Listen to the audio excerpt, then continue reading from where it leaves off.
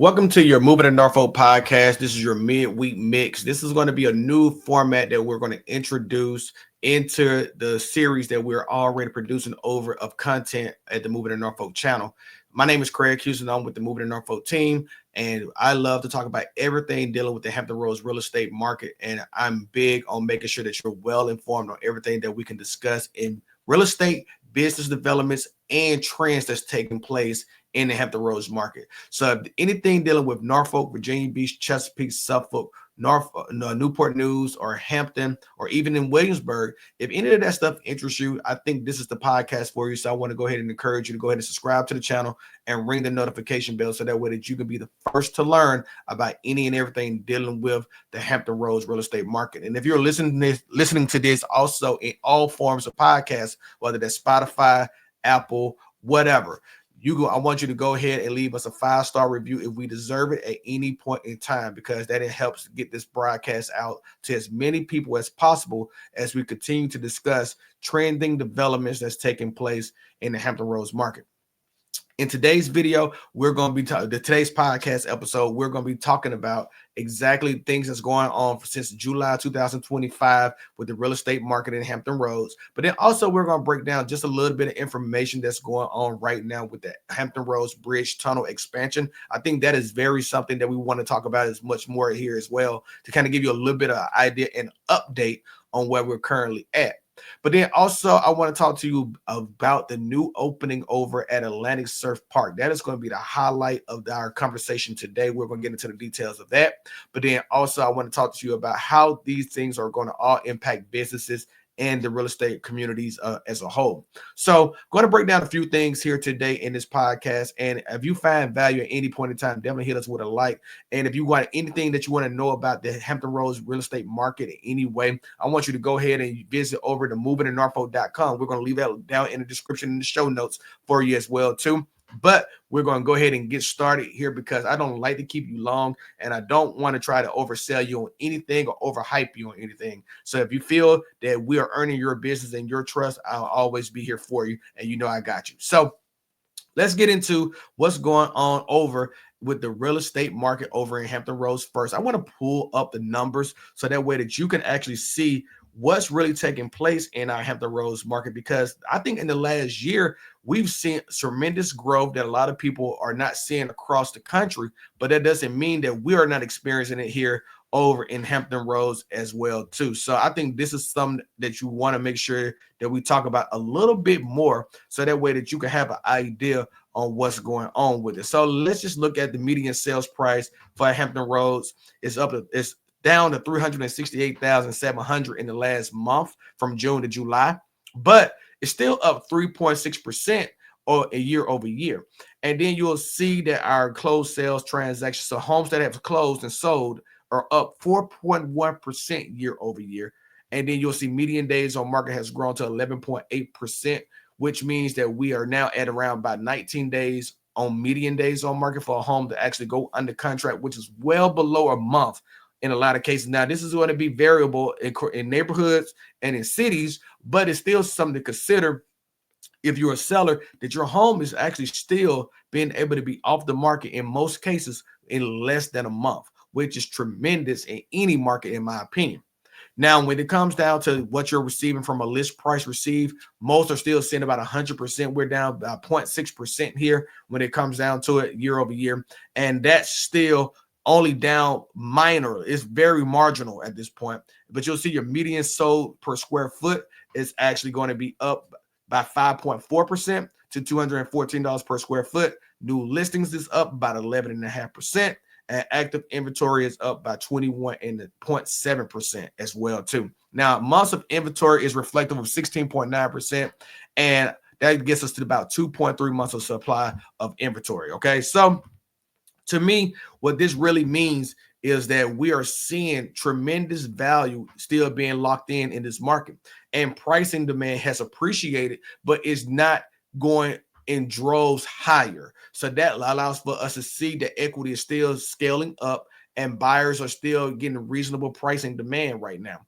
With interest rates being very subtle and stable across the board, that has allowed for this to actually be one of the things that we're seeing. Now, you know that they're talking about I don't know if you heard that the experts are saying that they are starting to price in that we should be around about 6.3 on average as we head in towards the later months of December when we get there. But I'm not sure about that. I'm not the residential expert on mortgage rates. I just like to tell you that if you're thinking that you want to go ahead and purchase a mortgage, interest rates should not be fearful at this point in time, because we've been very steady at where we've been at currently when it comes to the interest rate market.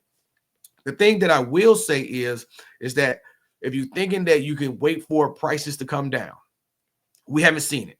If you think that you can find you a deal in the market, you can find a deal, but it's going to cost you.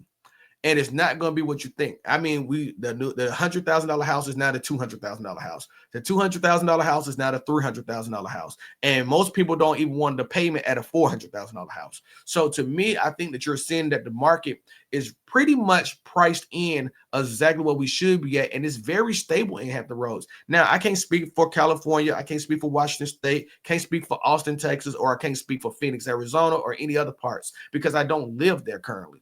But I reside in Hampton Roads, and I can see where our market is still being very stable across the board because of how much influx of relocation that we have, the military community that we have, the Department of Defense that we have, and we're starting to see a lot more people relocate to this market because Virginia has been recognized as one of those markets that you want to be in if you're living anywhere on the eastern seaboard. So to me, I think this is where we're seeing a lot of benefit at. But let me just say this as well. If you are considering waiting to interest rate drop, I want you to take pause in that. I really want you to consider that. And I want you to listen to me now for just a quick second here, no matter where you're listening at. If you think that we go down to 5.8% on the interest rate scale, that will not drive demand higher, I think that you're incorrect in that feasibility of thinking, because simply with the housing market being the way that it is right now, we're seeing people are really taking the leap now, understanding that they'd rather be able to negotiate better right now in this market versus when interest rates started to temper down a bit. And now there's way more competition in the market. There's more buying power being priced into the market. There's pricing demand soaring as well, because if the interest rates drop, that means that home values are going to increase because there's going to be multiple offers on multiple homes in multiple communities. I just think that right now you're in a better situation right now where you're still having to scramble a bit. I have buyers who are taking their time to actually find a home for themselves, or their schedule don't allow for them to actually get out every day and look at properties. And with that being the case, they are missing out on opportunities. And that's because people are out actively shopping right now. So I really want you to understand that this market is going to give you what you're asking for. But if it starts to see interest rates decrease a bit here, yes, the inventory is going to shrink again. You're going to be dealing with houses that are not in the best condition. Some people are going to have to buy houses sight unseen. Some people are going to have to waive inspections. Right now, this is probably the best opportunity for you at this point in time to negotiate for seller concessions, to negotiate having a home inspection, for you to actually get all the due diligence that you want to do to make sure that the home is the best thing for you, and having multiple options on a home to select from. So I really hope that you're not taking that into consideration, that you're waiting on a deal for the interest rates to drop because your friend or your cousin Bobby or your uncle Timmy or Ricky has told you that, man, I bought my house at 2.3%. This is my payment. We're probably never going to see those interest rates again. And if we do see those interest rates again, you got to think about what is cataclysmic with that for you to see those interest rates again. So to me, I really believe that right now is a great time in this market. And I think, and I'm not trying to push selling houses to you. I want you to push the mindset of understanding what the market is making available to you right now if you're not a homeowner. And I can understand if you are a homeowner trying to figure out, okay, if I'm going to sell my house, where am I moving to? Well, I just showed you the inventory is increasing. Inventory is there now. If you're thinking about being an upgrade of a property or downsizing of a property, like look at this again. Like check this out. I'll show it to you one more time. Look at the inventory right now. We're at 3,300 new listings in the market with an active inventory of 56, almost 5,700 homes at the end of July. And the market is still surging. I have a video coming out later this week that's going to talk to you about how the market is still surging and how there's still opportunity here at the end of the summer, even though school is now starting to go back in. So I really believe that you will see a lot more opportunities here. And I don't think that the market is cooling. I think the market is just staying lukewarm, boiling right below the surface, because if there's ever an opportunity for a 5 to go in front of an interest rates, it's going to boil over. You know how when you're boiling rice, and you know, if you don't clean it, if you don't wash it in advance, that if you don't wash the rice before you put it in the pot. Comment down below. Do you wash your rice prior to putting it in the pot of boiling water?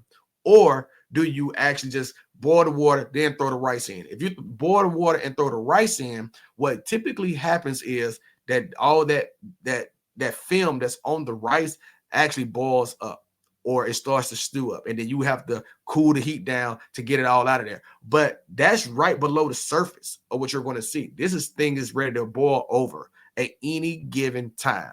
So I really want you to understand that if you're thinking about making that leap into the housing market, get in. I mean, if you're a seller, you have so much equity. More likely, if you bought in 2020 to anywhere between 2023, you could definitely see your value coming back to you if you was to sell, use your equity to buy into the next home, and actually take advantage of that, because it's like offsetting your mortgage with just using the equity from your home to upgrade or downsize to the property that you would like.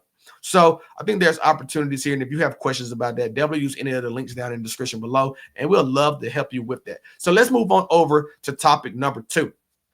Topic number 2 that I wanted to talk to you about today is going to be the Hampton Roads Bridge Tunnel expansion. As a matter of fact, we are seeing a great progress over at the Hampton Roads Bridge Tunnel, and they just gave an update. And basically, we're looking at this $3.9 billion project is still on track with major milestones underway, with looking to actually be complete for opening and for vehicles driving down into the tunnel February 2027. Now, the 2 twin lane tunnels are going to happen, and it's going to widen the approaches, which will boost capacity to 8 lanes underwater in the tunnel and 6 lanes on land as well. Then this commute has implications, though. It's going to make a shorter Norfolk Peninsula drive time. That is the goal. That is the ultimate goal. But then also, this could be shifting buyer demand across the water. Now, I will say I've had more inquiries about people who are looking to purchase homes in the Hampton market. And my clients have found that this right now, it may be the most opportune time for them. And honestly, looking at the data points to that as well. Median sales prices are starting to creep up in Hampton, and you're seeing days on market starting to come down a little bit more, and you're seeing more people taking the leap because the value of home right now in Hampton, it begs to differ what you can buy in Hampton versus what you can buy in Virginia Beach. And obviously, Virginia Beach has the infrastructure of the sand and oceanfront and things of that nature, but a lot of people don't need that in their life, and they'll rather have the home versus having the lifestyle of being at the oceanfront or close to the oceanfront. So to me, right now, we are seeing that shift happen, and with this expansion, taking the progress that it's doing, this has been 5 years in the making, and we still have about 18 months to go. I really think that HRBT expansion could be a benefit, but right now, I think that's immediate, okay? And let me just say it for a second. Let me just stand here for just a second, because when I used to live in Hampton back in 2006 to 2011, traffic was an impediment. It really made it hard, where you either had to get up very early, or you had to stay late in Norfolk to make that commute home, so you didn't have to just sit in traffic some days. Like, really and truly, being assigned to Naval Station Norfolk was really like a blessing, but not a blessing in a lot of ways too, because I didn't have a far commute like you driving to NAS Oceana, or having to go to Dam Neck, or having to go to Little Creek. But even going to Naval Station Norfolk, it still required you to get up at 3:45, 4 o'clock in the morning, because I was a cook. So cooks had to be there first thing in the morning to actually get the meal prep for the crew, things of that nature, and for turnover. So that commute allowed for me to have to get up very early. But then also, when I used to get off work, there would be days when I wanted to get home, and I'll be sitting in traffic for 2 to 3 hours. Now, this HRBT expansion should alleviate that, and I think it will alleviate that in the immediacy. But if what I'm telling you is correct, that maybe buyer demand is shifting to Hampton Roads, does that mean that more traffic is going to be going that direction daily and commuting back and forth daily? So right now, homeowners are not living in Hampton like that. We have a nice population in Hampton, but could that population actually see an increase in the next Census Bureau report? Because if it does, then realistically, what we could be saying is that there's going to be a dynamic shift towards getting to that market, because it should ease commute times, which means that more money is going to pile into that community, and more money piles into that community. That means there's going to be a heavier toll on traffic, in my opinion. So I'm interested to see how that plays out as it goes forward. But right now, they are about 70% complete with where they need to be at right now.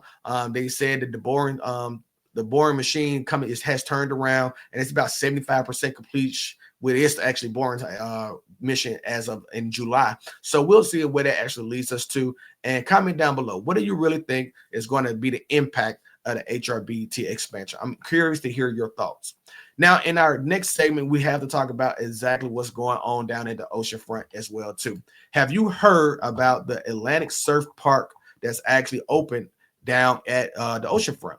Well, check this out. This is actually what's going on right now over there. It's actually basically like a lagoon in the middle of the oceanfront, where you can actually go down to the Atlantic Surf Park under this at this park and actually get surfing lessons or take part in actually practicing surfing as well too, versus having to travel to other areas. This is a unique park because it's its only kind in the North America. So I think this is going to impact tourism a lot as well too, currently right now. This development is one of those things where from beginner all the way to professional, you can get lessons at this park, and they have a membership fee, I think, too, as well. But you can visit here, you can check it out, see things that's going on here. And I really believe that this is one of those things that will boost tourism. Like, look at the quality of the park that you're looking at right here, and you'll see that prices range from for a 55-minute surf between $90 to $161, depending on the wave level and the season. So I think we're going to see a lot more traffic down this way in the oceanfront, and that could be beneficial to businesses down at the oceanfront as well too. But it may also be a hindrance to people who want to live down at the oceanfront. I don't know how that's going to play out just yet. I know we usually have this season where things start to cool off around not after Labor Day, but around October or so. We start to see the oceanfront start to cool off with foot traffic. So we'll see what that looks like this year now that the surf park is open. I think the major thing is that Virginia Beach is actually still doubling down on tourism right now, which is interesting because businesses that are now being impacted now by new accommodations coming down into the business center to actually help increase and boost more foot traffic. So we will see how this plays out over time. And I want to see how this actually impact home values across the board down at the oceanfront and in their neighboring neighborhoods around the vicinity of the oceanfront. I really like that they're actually giving more outlets and more teachable moments to minors in this area, because this really allows for us to actually see opportunities for people to actually have a unique specialty or trade or anything of that sort that you can actually learn from an athletic standpoint. So to me, I love the idea of this, and I think this is going to work very well. I'm just interested to see how much of an impact that this is going to have on traffic, how much of an impact it's going to have on foot traffic, how it helps and builds more business momentum, and then also what it's going to do when it comes down to home values and property taxes and things of that nature. I'm always curious about all of these things, and I just love to see opportunities still being abound down at the oceanfront as well too for opportunities like this. So comment down below for me. Let me know what you really think. What businesses are going to be impacted by this type of situation down at the oceanfront? I really want to know what business you think is going to be able to take advantage of the opportunity that ahead of itself with the likes of the Dome and Surf Park actually being available there. And I'm interested to know that because I may actually just take a look down there and see which businesses that y'all recommend are really doing a great job or who could be very beneficial from it. So leave it down below. And who knows? I may be down there and I may record a video directly from there. So this has been the Moving to Norfolk podcast. My name is Craig Houston. If you want to know any and everything that you want to know about the Hampton Roads market, this is the channel for you. I want you to go ahead and subscribe to the channel and ring the notification bell and leave us with a like if you found value in this podcast today. And definitely, if you're listening to this on anything in Spotify, Apple Podcasts, any one of those, even on YouTube podcasts and music, leave us a comment down below or a review about what you think about this channel and this podcast overall. I look forward to actually bringing this type of content to you more often and more consistently. So I look forward to talking to you soon. I'll catch you in the next podcast/video. Y'all be safe. Peace.